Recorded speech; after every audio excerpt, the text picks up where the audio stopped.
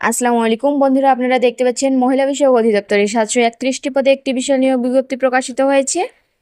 আবেদনটি শুরু হবে এ মাসের 8 তারিখ থেকে এবং শেষ হবে এ মাসের 28 তারিখ। তো আমরা একটু বিস্তারিত জেনে নেব যে এখানে কোন কোন ক্যাটাগরিতে কোন কোন যোগ্যতায় লোক নেওয়া হবে।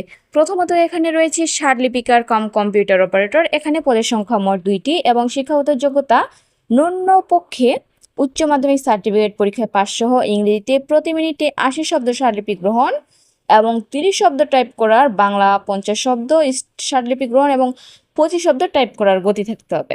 এরপর আমরা দেখতে পাচ্ছি এখানে রয়েছে ট্রেড ইনস্ট্রাক্টর। এখানে পদের সংখ্যা মোট 97টি।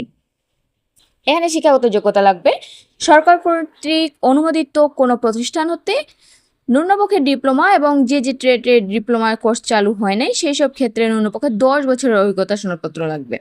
এরপর 3 নম্বরে রয়েছে মুদ্রাক্ষরিক কাম কম্পিউটার অপারেটর। এখানে পদের সংখ্যা 6টি।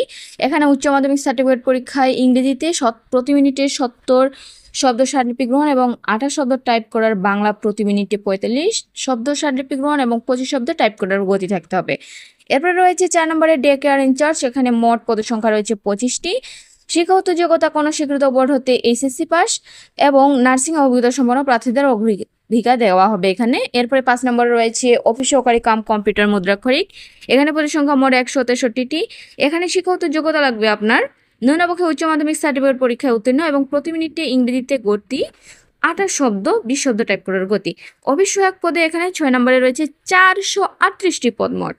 শিক্ষাগত যোগ্যতা ন্যূনপক্ষে 8ম শ্রেণীর পাশ হলেই আপনারা অফিস সহায়ক পদটিতে আবেদন করতে পারবেন। এখানে সবচেয়ে আকর্ষণীয় পদ রয়েছে অফিস সহায়ক পদ, শুধুমাত্র 8ম শ্রেণী পাশেই।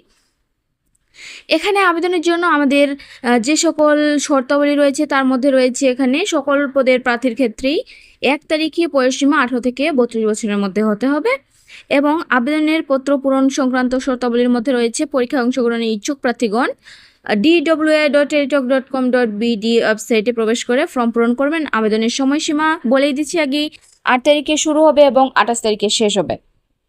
তো আপনারা যারা আগ্রহী প্রার্থীগণ রয়েছেন তারা আবেদনটি করে ফেলবেন। এখানে আমরা দেখব ক্রমিক নম্বর 1 হতে 5 নম্বর পদের জন্য প্রার্থীরা আবেদন করতে টাকা লাগবে এখানে আপনাদের 100 টাকা এবং ভ্যাট সহ মোট 112 টাকা। 6 এর জন্য লাগবে 50 টাকা এবং আবেদন ফি সহ সর্বমোট 56 টাকা এবং 72 ঘন্টার মধ্যে কিন্তু জমা দিতে হবে। যারা আগ্রহী প্রার্থীগণ রয়েছেন সময়ের মধ্যে করার চেষ্টা করবেন এবং এই ধরনের সকল তথ্য পেতে আমাদের চ্যানেলটি সাবস্ক্রাইব করে পাশে থাকবেন।